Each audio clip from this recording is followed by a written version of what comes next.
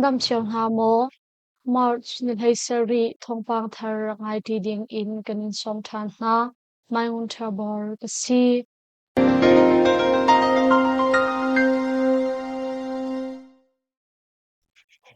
don kho a zurit bu in ralshal mi pa fa na pan hi shaucher tu CDF than tlang sungtal pakhat thongan thak chiram than tlang peng don kho a ralshal mi tol chung mi pa fa na pan hi zurit bu in a shaucher tu CDF than tlang sungtal pakhat chu CDF than tlang tongwang wei tu ni thongan thak I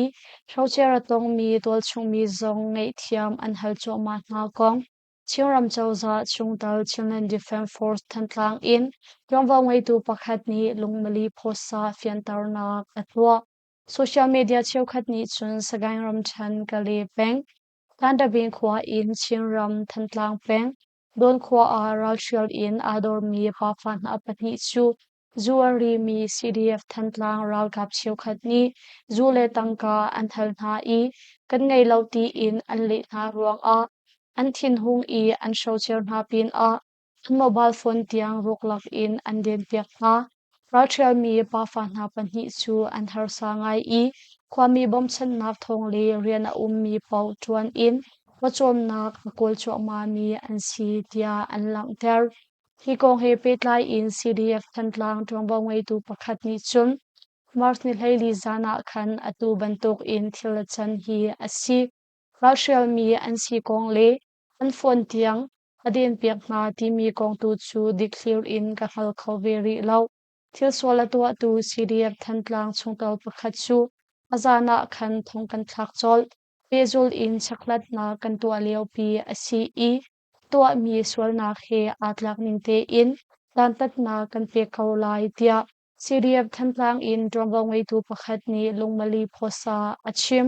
chupin a CDF thantlang council in trongbang wei tu cheukhat ni shaucher atong mi chungkhar na chu ngei thiam an hal na liao asi I atlam tlin di nu a phungning te in thongkan than than te ko lai tia Children Defence Force thantlang in trongbang wei tu pakhat ni chun achim chap ZRAEC chu SSPC ralka phe antang ti chang tia PDF zolan ni phungning te in an than Zomi Revolutionary Army Eastern Command ZRAEC chu Khamsham in no ngai nakala tu SSPC ralka phe antang ti chang tia Chim Brotherhood chungtal PDF zolan ni Martin Henga zan a phungning te in an than ZRAEC Shamtlai Phu chu Shamsham in no ngai nakala tu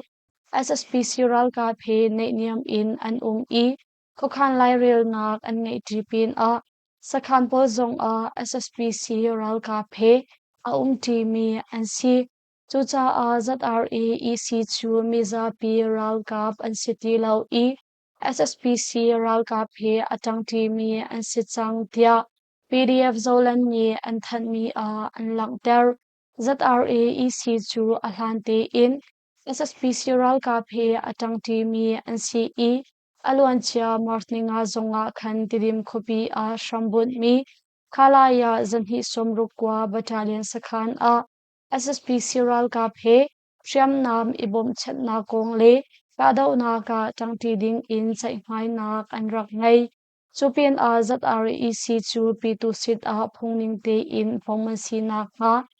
sham in no ngai nak ala tu SSPC ral ka pol I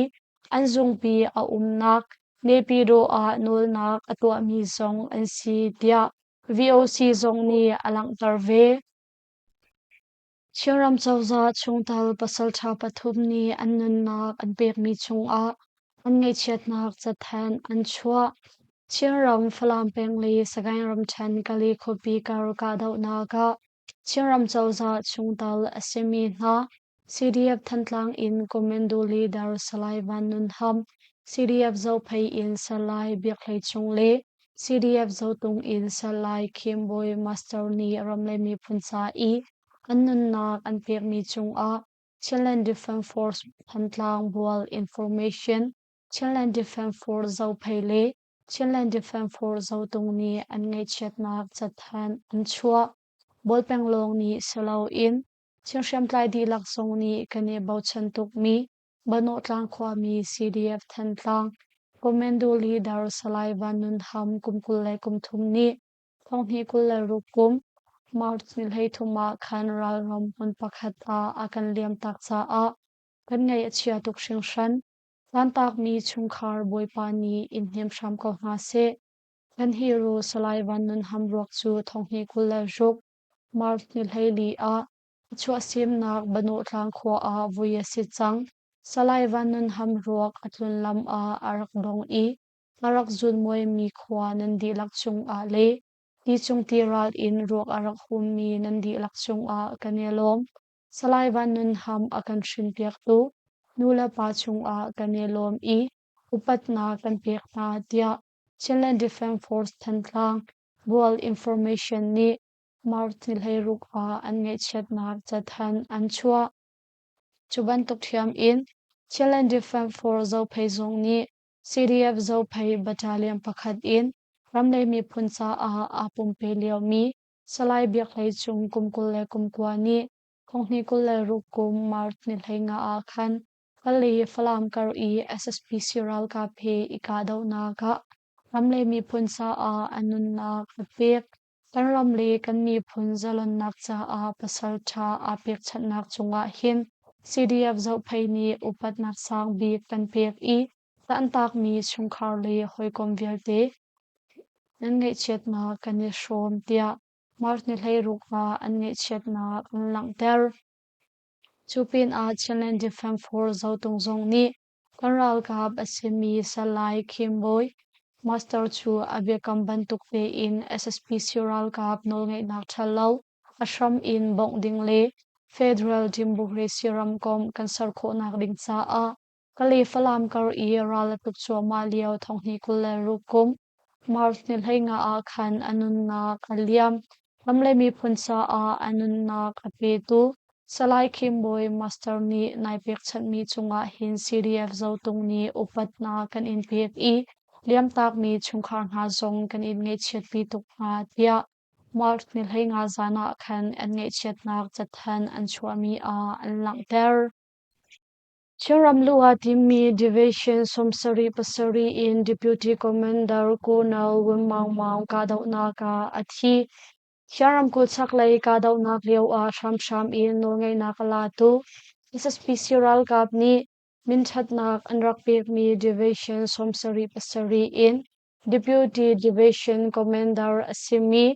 Colonel Wimang Mang Chu Magweram Tan Thilin Ramri Kadaw Naka Athi Kong Myanmar Defense and Security Institute MDSI ni an fetar Deputy Commander Asimi Colonel Wimang Mang ni Ashwemi na Division Somsari Pasari in SSPC Ralka Polchu Chiram Chung a Luding in Anizuam I Ralam Ansialeo a Pakho Ku Pau Thilin Ramri a Daukhan Nak Shem Tlai Tang Tipun Na Ka Daw Nak in Martin Heini a Khan Athi Hatu Bantuk in Deputy Commander Colonel Wimang Mau Athi Ruanga Hin Division Somsari Pasari ni Aboy ni nak afak big mi suk nak ngan pi anton thia MDSI ni alang der aliam chia thong ni kulanga kum April neria songa khan Division Commander Asimi Brigadier General Auta Uchu Indo Penka Daw Naka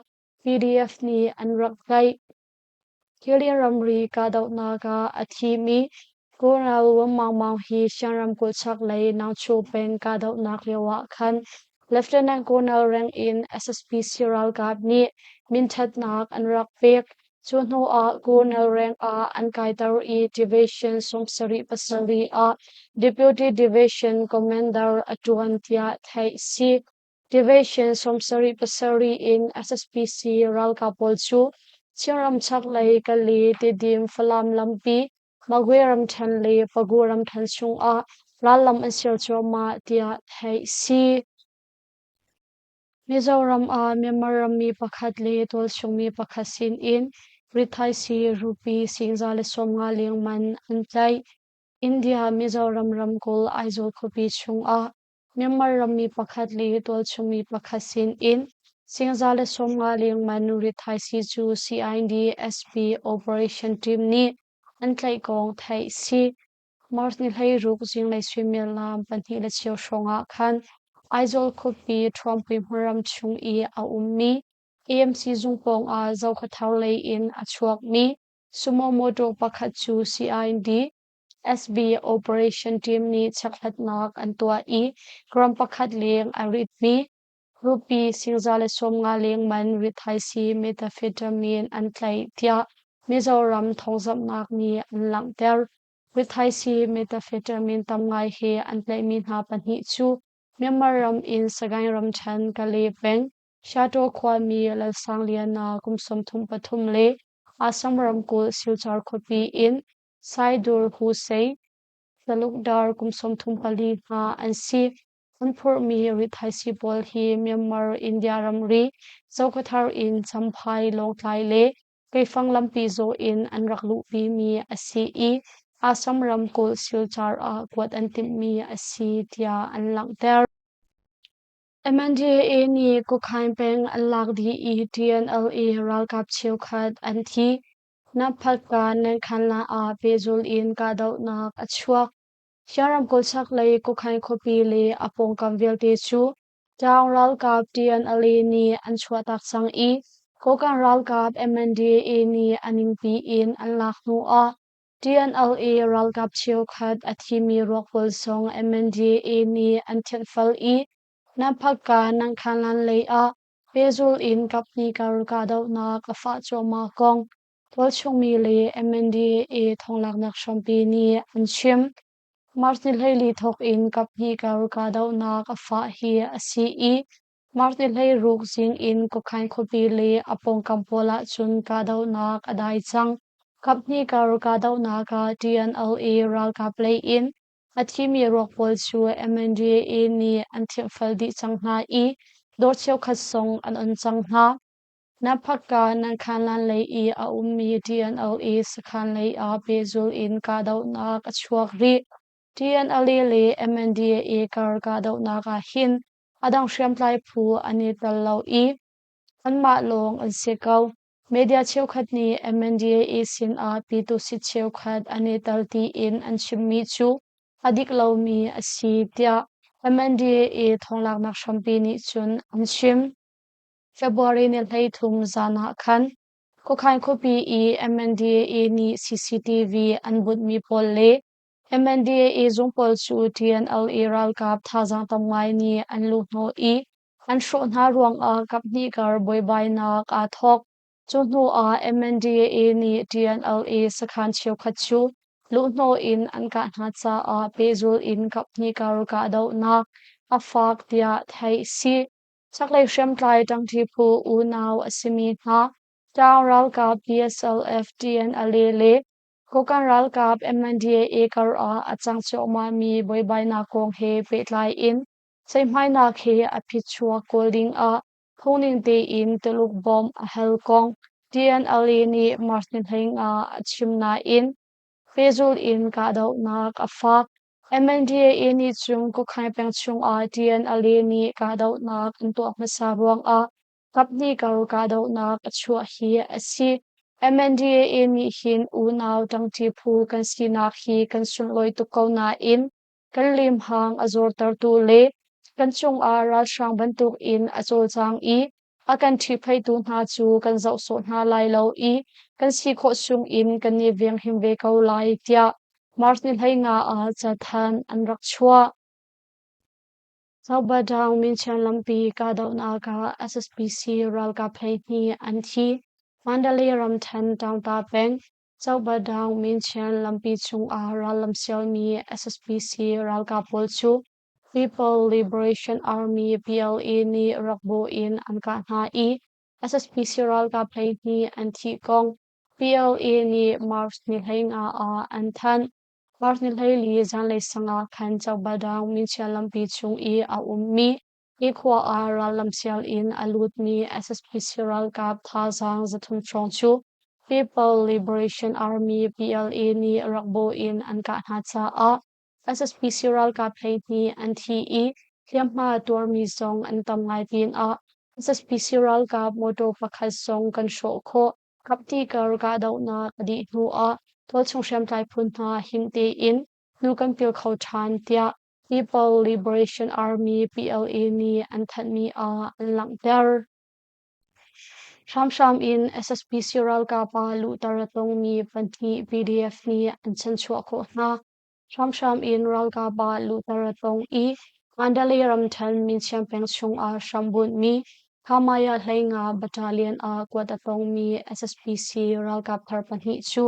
tol chung siam tlai phu ni an chen chua na kong People One Star siam tlai phu in ral boy mai khe ni achim Zinglei Thawngchimnak People One Star siam tlai phu sin a I upding in arak chuak mi min siam peng shambun Kamaya Hlenga Battalion in Sham in SSPC ral kapa lu taratong mi panhi na chu tol chung sham tlai phu ni an chen chua kho na tia thai si kan chen chua mi na SSPC ral kap thar panhi chu him nak mun a kan chia sang na I pe zul in chaklet na kan to leo a chaklet na kan to di na nu in an ma le an du nak mun cheu a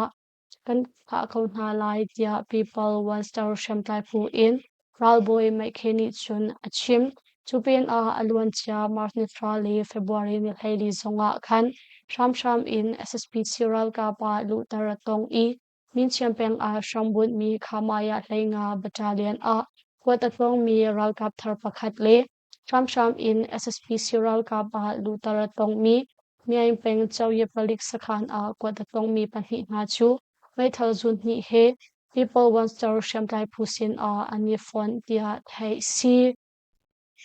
Pakho ku peng ka dau na ka SSPC ral ka panga an thi shem nam je mazat an la magwe ram chan pakho ku peng kando khwa in nyang chi ping khwa lei a ralam sel in achuak mi SSPC ral ka pol chu tol chung shem tlai tang thi phu ni an ka nga I SSPC ral ka panga munril a an thi kong People Liberation Army PLA ni Martin Heiruka an than Martin Hlenga Zinglei Thawngchimnak lam paseri shong a kando khwa in nyau chi ping khwa lei a ralam sial in achuak mi SSPC ral ka tha jang somsari shong chu People Liberation Army PLA tal in MGY PDF sham tlai phukom kama sham tlai phukom le pakho ku kolum tang thi phunha ni rakbo in an ka na cha a Swimilam pali chungdem kapti kar ka dau na ka fak tia thai si chu ka dau na ka chun SSPC ral ka panga menril a an thi I thiam ma tor mi zong an kam ngai pin a SSPC ral ka polsin in sham nam zema ze song tang thi phunha ni kan lak chi kho kapni kar ka dau na adi nu a tang thi phunha chu himte in nu kan pil khau than tia People Liberation Army PLA ni an that mi a an lak der